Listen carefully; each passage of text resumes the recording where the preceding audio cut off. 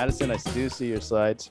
All right, excellent. I'm glad to Addison come up Snell, here. everyone, by the way, CEO of Intersect 360, going to provide us a great market update and a little preview of the upcoming supercomputing, or just SC22, that's going to be taking place in Dallas this year in November. All right, well, thanks very much, everybody. I'm always delighted to be here. I wish I could make it to Perth in person for one of these. We keep threatening and then it keeps not happening. So fingers crossed now that 2023 is the year, and I make it out to Pawsey for one of these meetings, or just for another reason. I don't need Brian to invite me. I just need to find a time on the calendar to go.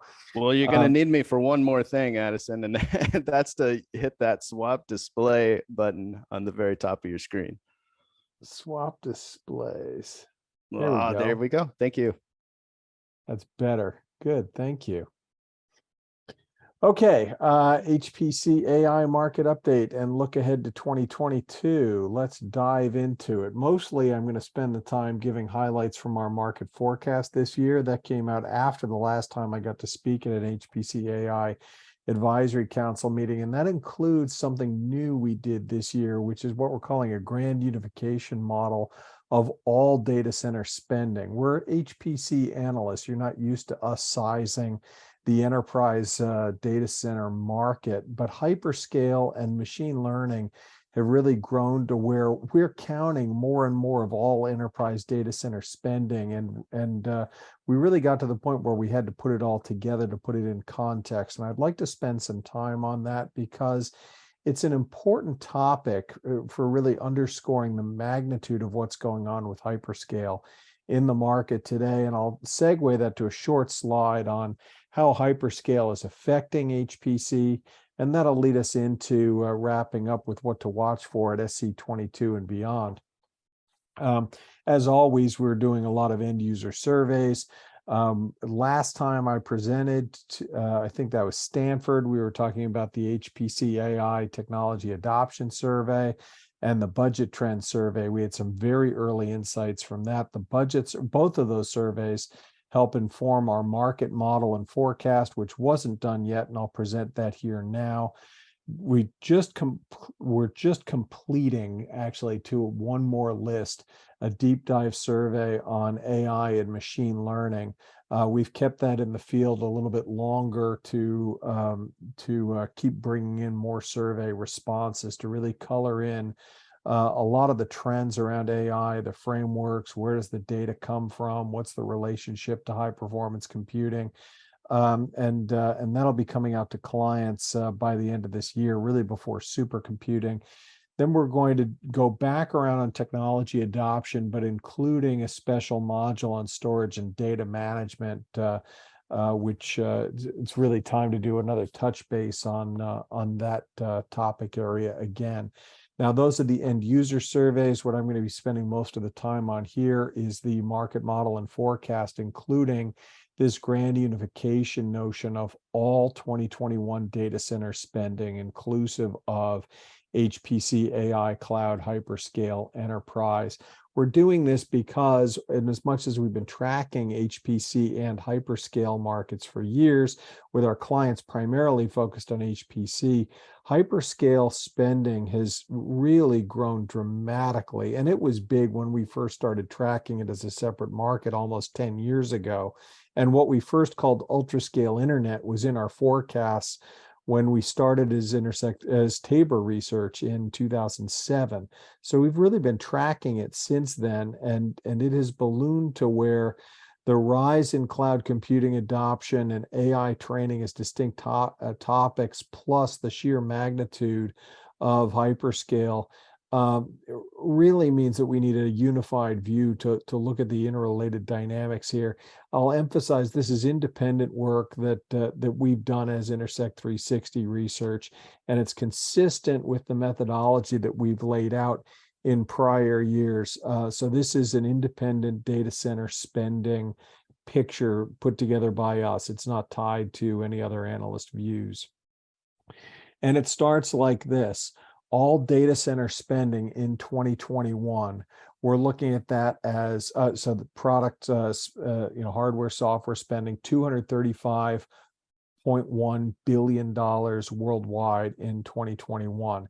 And we've drawn this picture with the oddly shaped corners such that every cell in this picture you can think of as $100 million in spending, or there are 2,351 cells making up that picture.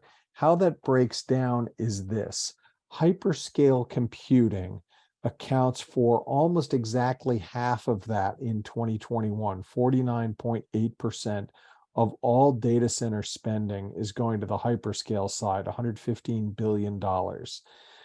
On-prem enterprise, on-prem HPC and AI is 30.8 billion. That's not counting what gets spent off-prem in cloud, which then starts leveraging the hyperscale infrastructure, and we can talk about that separately. And then that leaves 89.3 billion of on-prem enterprise computing spending that's neither hyperscale nor on-prem HPC AI, which really says that in just tracking these two niche markets, HPC and hyperscale, we're covering more than half of all data center spending. Now, that on-prem HPC AI has two components. You can see there's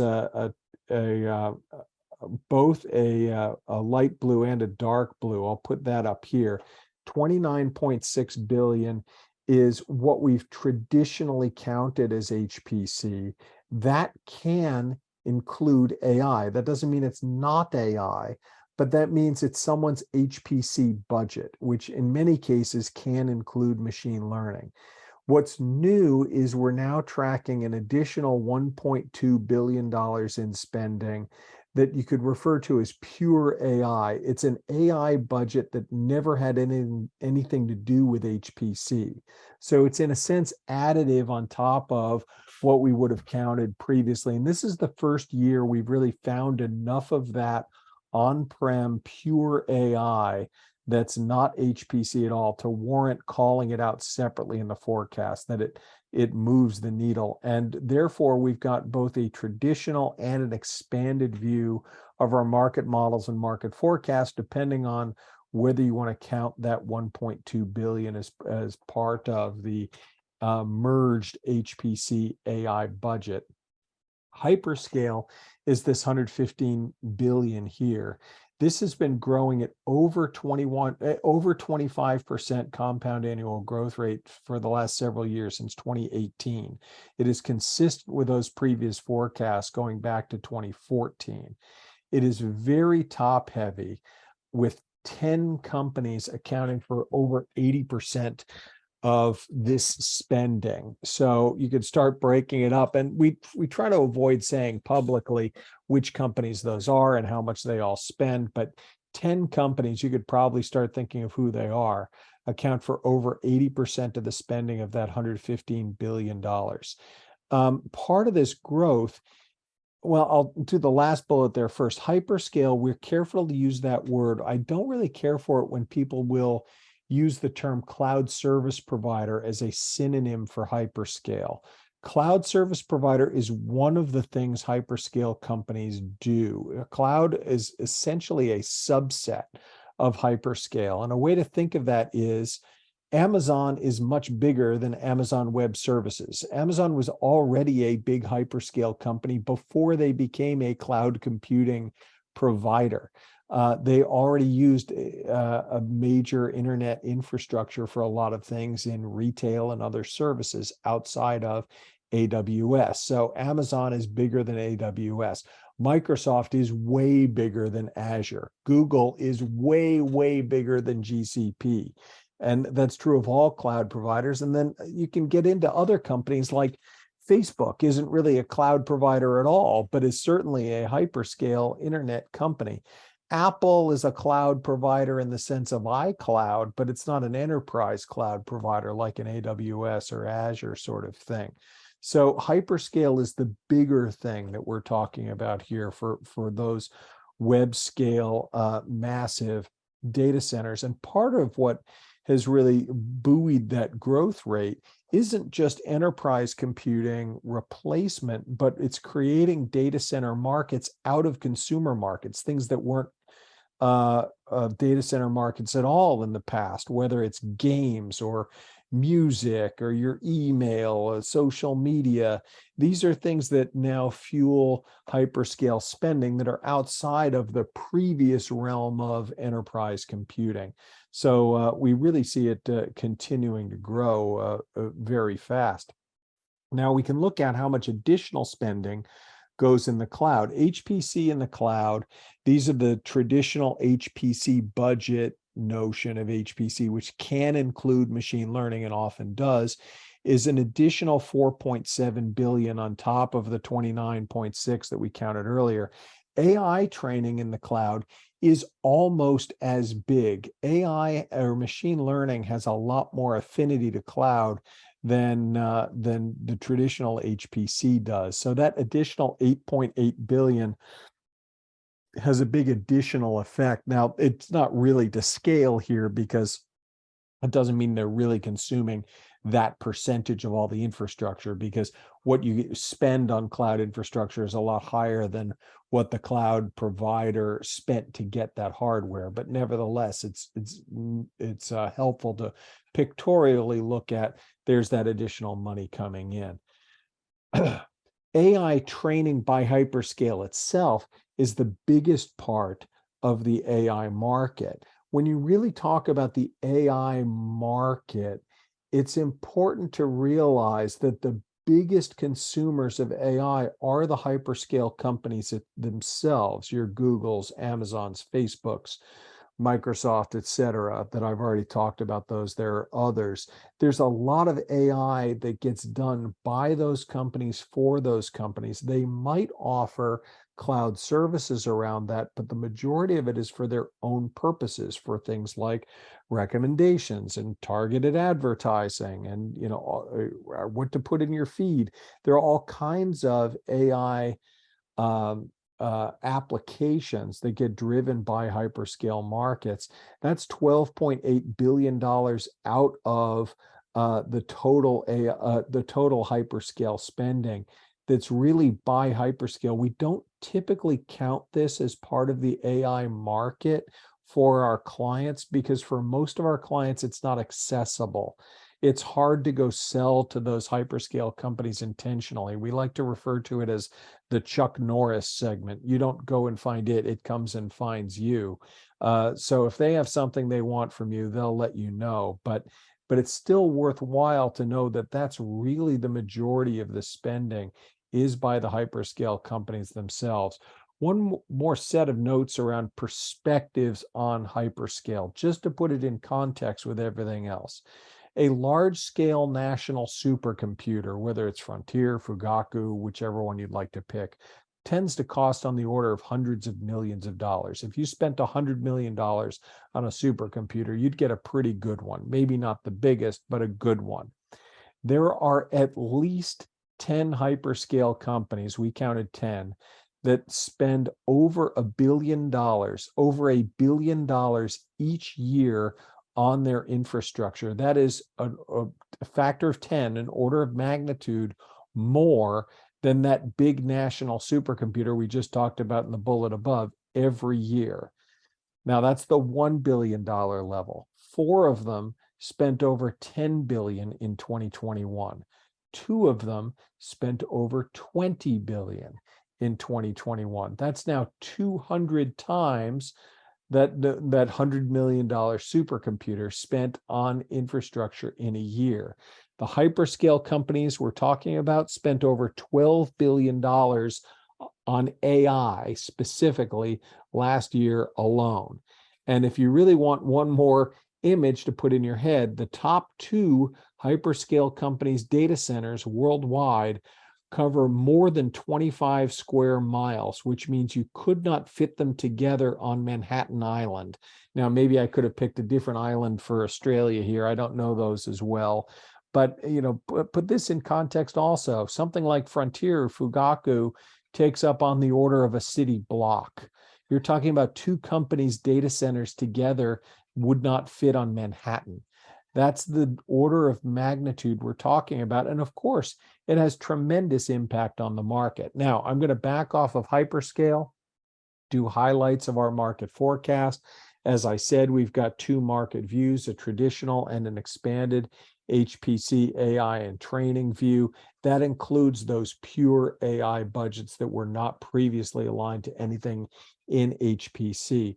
We have seen a return to single-digit growth after 2020 was down due to COVID, but this was below our previous forecast expectations of a big bounce back, partly because COVID didn't go away like we thought it might, and partly because of the supply chain disruptions that affected ability to fully spend budgets in 2021. We did see a lot of reports of that in our budget map surveys. So cloud computing, on the other hand, continued absolutely breakneck growth pace. And that's due to the uncertainty in the market. When you have things like COVID and market disruptions and supply chain, those are the exact same market conditions that help cloud, because cloud deals really well with uncertainty. I'm willing to pay a premium for that. But that's the 7th straight year of double-digit growth of HPC in the cloud, and the 2nd straight year over 75% growth. Don't get excited like it's 75% every year, cloud people. This is a result of the market conditions buoying cloud on top of uncertainty. It will slow down. It's not going to maintain 75% year over year over and over and over again. We are now tracking that pure AI budget. Most of that is still cloud, and I already gave some of the numbers about that. In the forecast, what we've really had is now we've lost the major pandemic rebound we would have hoped for. We used to be saying, all right, when you get a short-term slowdown, then when sales cycles come back in, you get a spike. That spike is now gone because the slow period has lasted too long, which means the HPC market essentially lost 2 years of growth and replaced it with 2 flattish years.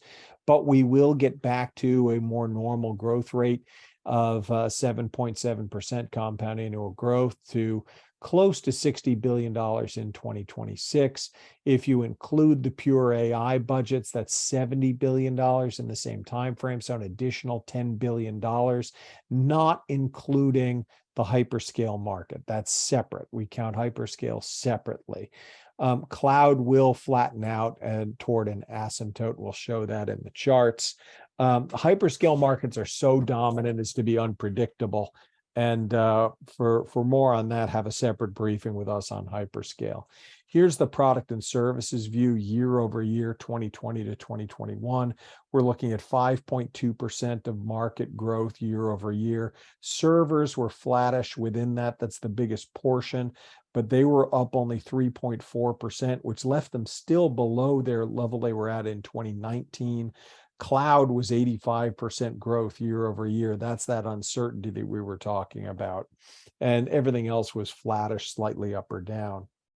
If we include the pure AI budget, which is not included on the previous chart, then you get a revised picture on the right of the combined HPC AI. The big thing that looks different pictorially is how much more cloud there is. Like we said, there's not that much on-prem pure AI spending, but there is some, and we can count it, and it does change the number a little bit.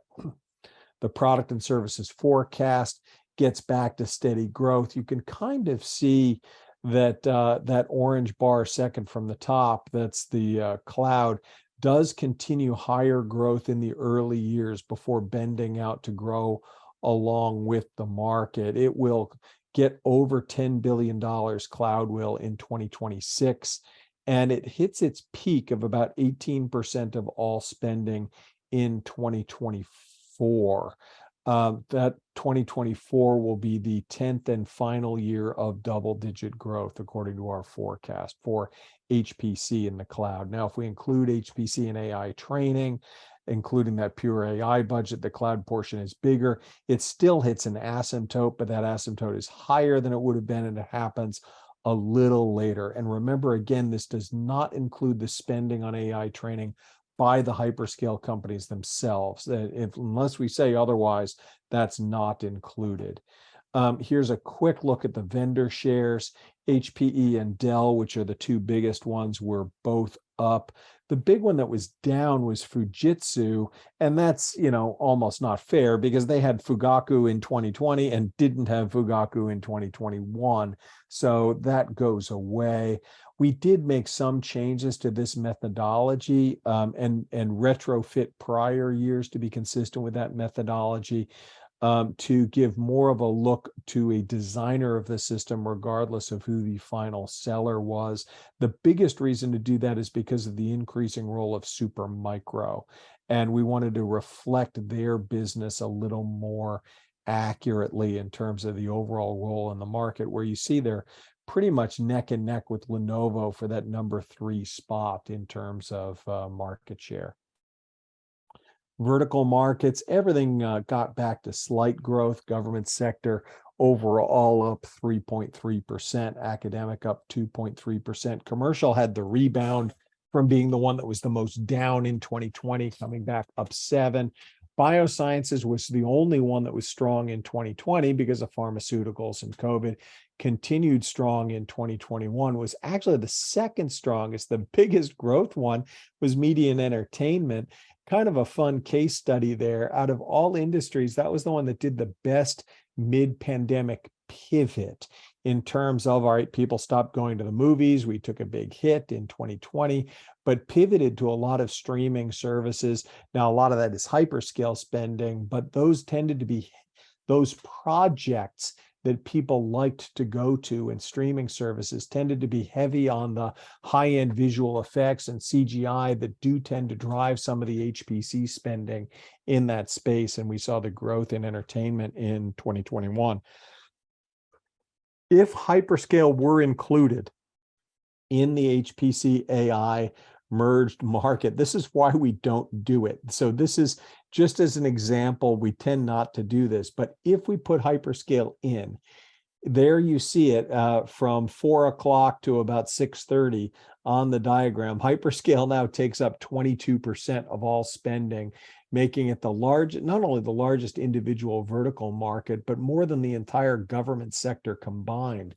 And remember that that's mostly comprised of 10 companies, more than all for governments combined. So it just starts making the whole market look like hyperscale. And that's why we tend not to take it out, because it doesn't accurately reflect the opportunity for our clients. Traditional HPC view global regions. The big surprise here is that Asia Pacific led the way in spending. And the reason that's surprising is because 2020, it also led in spending, but that was the Fugaku year. And remember, I showed the decline in Fujitsu. We went from Fugaku to no Fugaku, but we still had a big gain in Asia Pacific. This is showing how strong China has been. And Asia Pacific actually surpasses EMEA in HPC spending. That won't stay true throughout the forecast. We'll have EMEA come back and get ahead of Asia Pacific again, but they're really about even. And Asia Pacific has been mostly driven by China and then Fugaku in Japan. And Australia is relevant to this, by the way. That's part of that region. A significant part of it. We model Australia into this as well. Australia, New Zealand, Singapore are all part of this geography, and there's strength there as well. So that's been the growth in the market in the last 2 years. The server classes I wanted to put up just on the forecast here. This is looking at the server portion of the HPC market and breaking it out from entry level up through supercomputer. The reason I wanted to show this particular chart is look at what's happening into the entry level, these small systems under $50,000. This is not only flat, it's the first time we've had any segment in any segmentation go negative growth over the course of a forecast. And this is because of the effect of cloud. Cloud, where it exists, more easily displaces entry-level and mid-range systems than it does high-end systems and supercomputers. So we're really starting to see that effect on the market now of fewer entry-level systems and getting replaced by cloud. So conclusions in the forecast: the pandemic absolutely has cost the market, but HPC is a long-term stable growth market. Exascale and AI are supporting long-term growth trends. We are looking at those pure AI budgets. Cloud computing is really altering the landscape and is starting to become a disruption to traditional HPC business models, and one that we're going to look at very carefully in our next forecast. And with any forecast, there's always risk. I'm not going to get into that too much. I promised to talk about how hyperscale is affecting HPC. This is just some of the ways. First of all, most obviously is the rise of machine learning. Machine learning, yeah, it got going and we talked about it at supercomputing, but let's be clear that this was a hyperscale driven phenomenon. They were the ones who started with all of the data gathered together and all of these algorithms. It was the hyperscale companies that got us excited about machine learning and really brought it into HPC.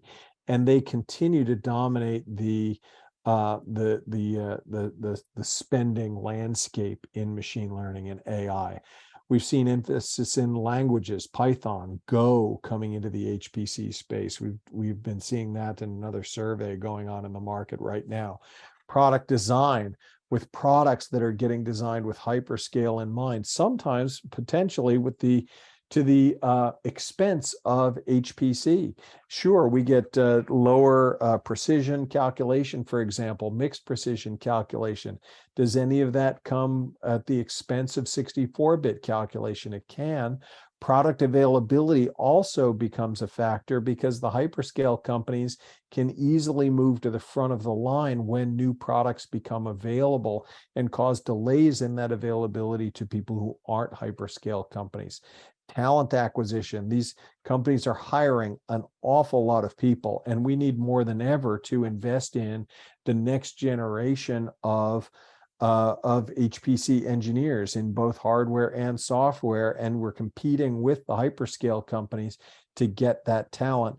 And then finally, set up by the question I was asking Mark, international trade is getting influenced, and domestic technology development, the desire to be reliant on domestic or indigenous technologies in case I don't have access to technologies from another country. The AI wars are really driving a lot of that, and we don't see it slowing down in the near term years here. Now, I was just mentioning talent development. We did do our Winter Classic student cluster competition. That was not only a student cluster competition, but targeted historically Black colleges and universities and Hispanic serving institutions. I'm delighted to say that Intersect 360 Research is sponsoring 2 of those teams to go to SC22 to compete in the student cluster competition there. We'll be doing the Winter Classic Invitational again in 2023, and Dan and I will put our yellow blazers back on for our studio update shows. What to watch for at SC22, updates on exascale, US and abroad. Machine learning and HPC, are those together or separate? Coming together or growing apart? That's going to be a big one. Strengthening of international borders, the question I just asked Mark, which technologies coming from which countries and who's developing their own? New paradigms in software development. Are we going to have a tool for every architecture? What's the role of open tools here? Does anyone believe that Intel or AMD or NVIDIA are developing tools that are for everybody, or are those tools just for their own architectures? Those are the questions that software developers are asking now. What's the role of the system vendor? How do they differentiate when it starts looking like this is an NVIDIA system, this is an Intel system, this is an AMD system versus an HPE system, a Lenovo system, a Dell system, et cetera? How serious are buyers about low power consumption? I think we'll be talking about that. Is cloud getting any pushback? And what's the latest on quantum? These questions and more coming up in Dallas. We're going to be doing a lot there. I am thrilled that I am going to get to moderate the Monday HPC Accelerates plenary, the many dimensions of HPC acceleration. I have terrific panelists, Gina Tarasi from Oak Ridge National Labs, where we have Frontier. I have Shubho Sengupta from Facebook AI Research. I've got Jim Cherry from NIH and NIAID, and I've got Hemant Dabari from the National Supercomputing Mission of India at CDAC. Those 4 are going to be really prime for addressing the kind of questions I want to ask. We want to look at what are the different kinds of HPC? including data science and machine learning, and what are the different notions of acceleration and what gets accelerated. So please join us for that. We're going to have a birds of a feather session on racial inclusion in HPC. We're going to have a smackdown debate panel on composability, and of course the student cluster competition. We're hoping to send Dan Olds on a road trip to U.S. National Labs on his way to SC22. Stay tuned. We're working on nailing that down. And of course, our Monday afternoon reception. It'll happen at an earlier hour this year because I've got to be ready for the plenary. So look for an invitation to a lunchtime reception from us soon. And finally, we want us all to be safe there. Intersect 360 Research is one of the coordinators of something new, what we're calling the HPC Community COVID Safety Pledge. We're putting this together with BioTeam and HPC Wire, but this is a community campaign. Take a look, and this isn't specific to supercomputing, but a lot of us got sick at ISC, and that's not ISC's fault. We have choices that we can make, and I'm probably over time, but I'm going to spend 30 seconds on this. We're going to go to a place where personal freedoms, and there's not going to be a vaccine mandate. There's not going to be a mask mandate. That's up to everybody to decide for themselves. And there's a good argument that that's how it should be. But just because no one makes me wear a mask and no one makes me get a vaccine doesn't mean that I can't choose that, and I can't choose that for others in my community. Please take a look at this COVID safety pledge. The focus is on personal opt-in for vaccinations, masking, and self-testing. And the more of us do it, the safer it is to meet. We would really like this to be a community campaign. You'll be able to visit our reception, HPC Wire's booth, BioTeam's booth, get your button, post to Twitter, post to Instagram, post to LinkedIn that you took the HPC COVID safety pledge. Let's see how many of us can do it and really make this safer for us to get together and gather. We should, as a community, be on the side of science.